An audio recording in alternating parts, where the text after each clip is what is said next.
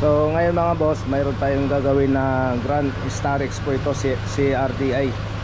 Ang nagiging sira lang nito mga boss, low power. Ngayon mga boss, chinik na namin itong makina to. May dito sa breather niya mga boss, ito malakas na po ang pressure niya at mausok. Dahil nga po low power, iniisip namin na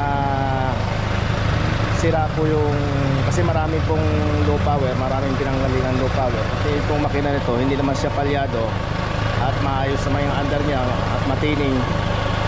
Ang aanuhin sana namin, lilinisin muna sana namin yung ang kanyang AGR, intake manifold saka throttle body.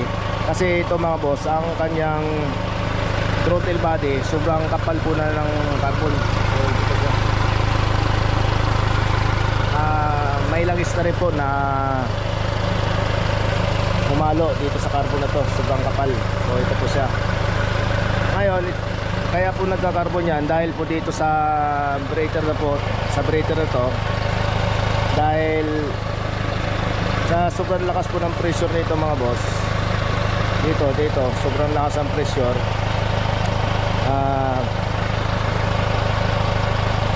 May langis na rin po lumalabas dito sa breather na ito. Ngayon pag lumabas ang langis, kasi ito po yung hose nito, ang langis po papasok po rito sa may air cleaner hose, dito sa air cleaner hose, at papasok po sa turbo. Ngayon ang mangyayari, paglabas sa turbo, yung isang linya po sa turbo papunta po dito sa intercooler. Ngayon paglabas sa intercooler at papasok po dito sa throttle body. So kaya po siya naglalangis at kumakapal po ang carbon niya. Ngayon ang balak ng sana namin, ilisin lang yung itong throttle body, intake manifold sana.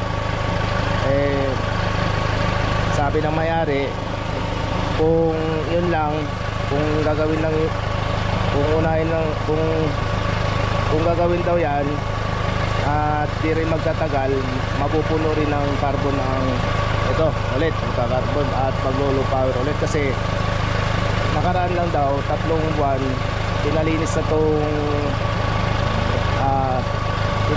itong throttle body, AGR saka intake manifold,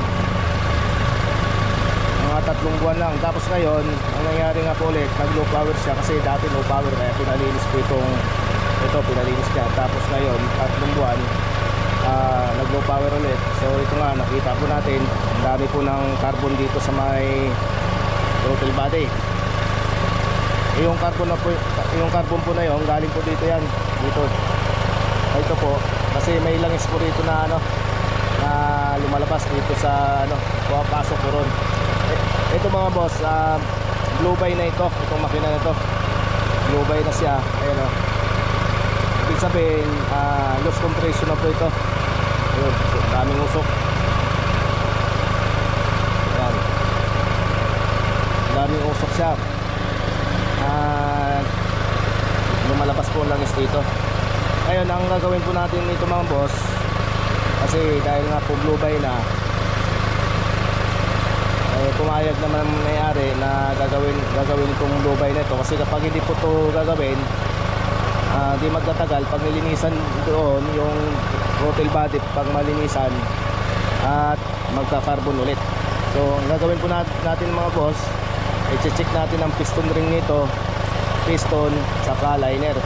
So yun lang po, 3 ang para ma-check po natin yun, ibababa natin itong makina para mas madali pong gawin. So yun lang po, ibababa po natin ang makina nito.